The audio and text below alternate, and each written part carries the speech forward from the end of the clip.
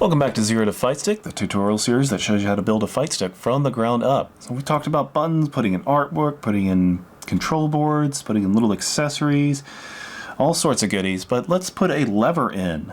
I'm going to be installing my Paradise Arcade Magenta.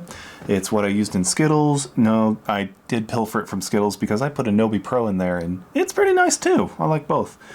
Alright, so it's pretty easy to do this in the AFS case. All we need to do is remove these lock nuts.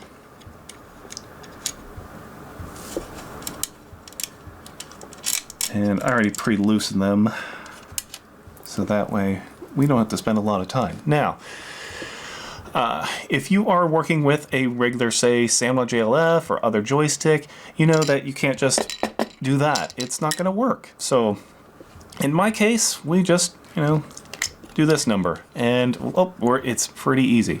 Now, I have marked where my top is, and with a JLF, and when I've done a Semitsu, or the Nobi Pro actually, they all face outwards towards the case, so that is the case, no pun intended here, and there we go. We're set. We're set. All we need to do now is get our 5/16 nut driver,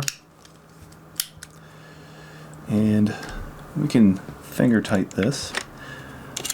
There was a neat trick, so you'll notice it does have a little slide room, and you're wondering, okay, how do I center that up? Is there a particular method?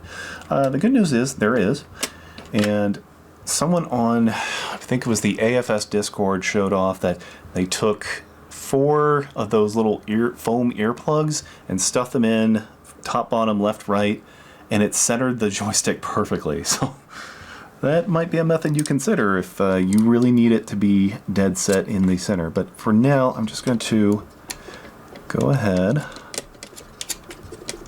just finger tight this for now, not going very far. And we'll talk about wiring, the particulars of wiring this up in the future. Okay, so I just want to see where it is. Yeah, kind of eyeball it, and then I have an idea of how I'm going to screw it up. All you need to do is, just like the other lock nuts in this, just go ahead and tighten it down once you've got it in the position you want, and then you've got your joystick. Now, of course, if you don't have the link installed like I do, then what you'll need to do is remove that ball top. And let me get something to show you just how. So what if you have a regular old joystick? I know this is a JLF knockoff. I pulled out from my 8-bit dough when I replaced it. Anyway, how do you get this ball top off so you can install it? All you need to do is, once you have the joystick here out, there should be a screw on the bottom. Usually this is going to be a flathead screw, and you just need to hold it in position. You do not need to unscrew it per se, but what you want to do is just hold that in there. Yeah, get in. Preferably within the right ratcheting. It's just like USB, it's always the wrong way. Alright, and then twist those against each other, and that ball top should loosen, and then you can just roll it off, and there you go. Now you can put this joystick in, mount it. Once you've got it in place, you want to just put that back on. If you had the shaft cover, etc. Just a note that with most joysticks, if you don't have a link, you will have an internal dust washer. You may, at least on the JLF you do, on some others you do, and then a dust washer that goes over top. So this will go between the case, so it'll be underneath the case. Let's say this is the case, that dust washer should be underneath, and then there'll be a dust washer on top, like, this. So hopefully that gives you a better visual, and then you'll have your shaft cover that goes through, and then you just put the ball top back on. However, to get that ball top tight, let me not capture my dust washer here. If you do this, you just spin it, spin it, spin it, it's not going to be tight. It'll still come off. So what you have to do is, once you've got it installed, do the same thing but in reverse. So just hold that screwdriver and turn until it's tight in the opposite way. And you should feel it not be able to be hand removed anymore. It'll just spin the shaft instead of the ball top.